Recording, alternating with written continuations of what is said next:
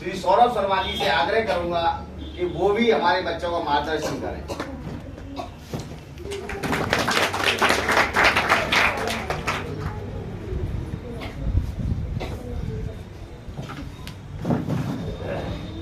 ज्ञानदायिनी माँ सरस्वती मंच पर बैठे हुए हमारे ब्लॉक के शिक्षा विभाग के मुखिया आदरणीय खंड शिक्षा अधिकारी दीपक कुमार जी, अपने गांव की देखभाल करने वाले आदरणीय प्रधान जी और इस विद्यालय को ऊंचाइयों के शिखर पर ले जाने के लिए तैयार हमारे आदरणीय गुरु श्री सत्यपाल सिंह और सभी आगंतुक महोदय।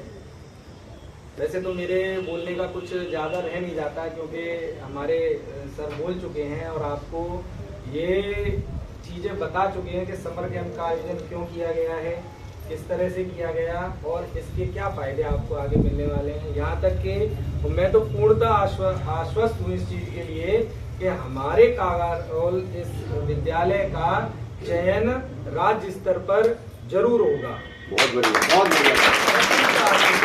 क्योंकि आप बहुत ही सुरक्षित और सही मायने में बहुत सही हाथों में हैं इस वक्त, जिनमें सत्यपाल सर हैं, अपने शिक्षा मित्र जिन्होंने पूरे गर्मियों में अपने कष्ट नहीं देखे और यहाँ पर सारी सार संभाल की है। उसके बाद हमारे खंड शिक्षा अधिकारी महोदय जो कि सही रास्ता सही समय पर दिखाने के लिए अपने आप में जाने जाते हैं कि किस तरह से विद्यालयों को काम करना है, किस तरह से योजना बनानी है और किस तरीके से हमें काम करना है। और मैं सबसे बड़ा धन्यवाद देता हूँ आप सभी बच्चों का, जिन्होंने इतनी भरी गर्मी में कुछ नया सीखने के लिए, मतलब आप इतने उत्साहित थे कि आपने गर्मी बारिश कुछ नहीं देखा, नियत समय पर सही टाइम पर यहाँ पर प्रतिदिन उपस्थित हुए। और मैं ये आशा करता हूँ कि सर ने हमारे शिक्षा मित्र जितने भी साथी हैं और अनुदेशक बंधु जो भी लगे हुए हैं, आपको कुछ न कुछ नया सिखाने के लिए कोशिश की हो। अब मैं सीधे आपसे संवाद करता हूँ, आपने ये जो अलग अलग तरह की चीजें सीखी, ये चीजें भी सारी आपकी पढ़ाई का हिस्सा है।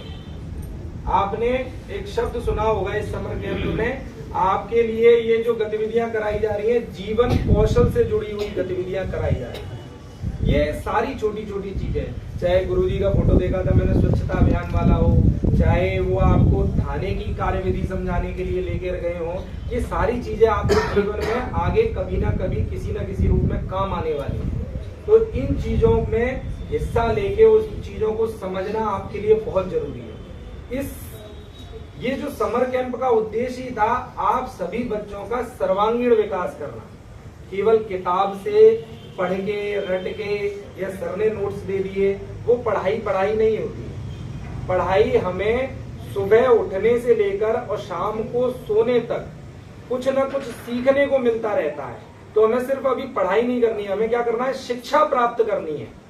और जो कि शिक्षा हर चीज में कहीं ना कहीं किसी न किसी चीज रूप में आपको कोई ना कोई सीख देगी और वो सीख आपके जीवन भर, पूरे जीवन भर कहीं ना कहीं काम आती रहेगी। ये अनुभव आप बड़े होके करेंगे कि जब हम छोटे थे हमारे सर ने हमें ये चीज सिखाई थी, देखो आज हमारे कितना काम आ रही है।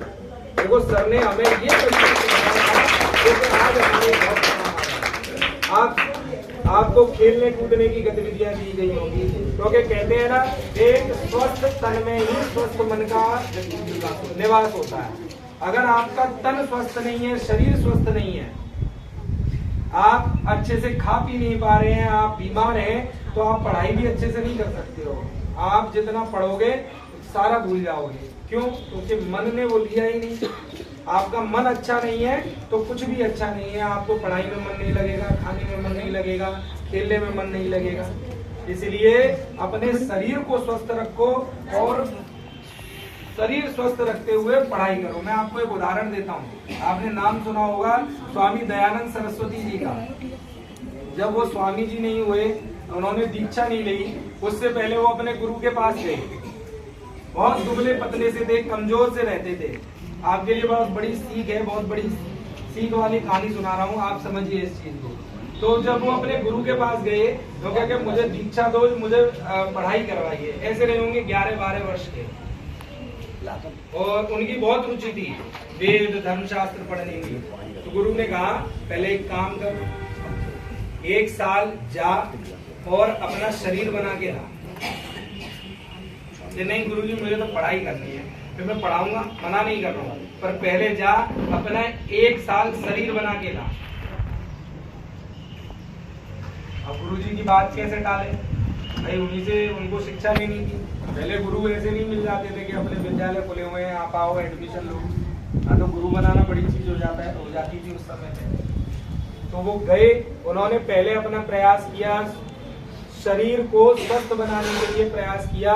रोज प्रतिदिन वो सूर्य नमस्कार करते थे, अपने एक्सरसाइज किया करते थे सुबह सुबह उठ के। और उनको साल भर के अंदर ये महसूस हुआ कि जिस तरह की गतिविधि वो पहले करते थे, जिस तरह के क्रियाकलाप वो पहले करते थे, अब उससे बहुत अच्छे से वो इस समय कर सकते हैं। और पहले जितना वो पढ़ के याद कर पाते थे, अब आधे ही समय में उसको याद कर लेते थे। तो जब वो लौट के गुरु के पास गए, तब गुरु ने उनको ये समझाया कि जब तक तेरा शरीर साथ नहीं देगा, जब तक तेरी पढ़ाई या तेरी बुद्धि भी विकसित नहीं हो सकती। तो इसलिए अपना खेलो कूदो, सर ने यहाँ योग व्यायाम सिखाए होंगे, उनको घर पे जाके अभ्यास किया करो, प्रतिदिन किया करो, ये सीख ले लो।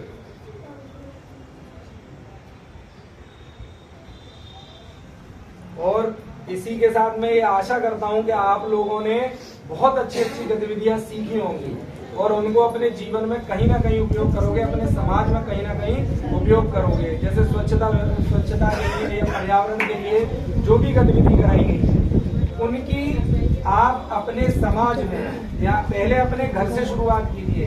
घर में एक पौधा लगाइए, उसकी देखभाल कीजिए, अपने माँ बाप को समझाइए जो चीजें आपने ऐसी की है।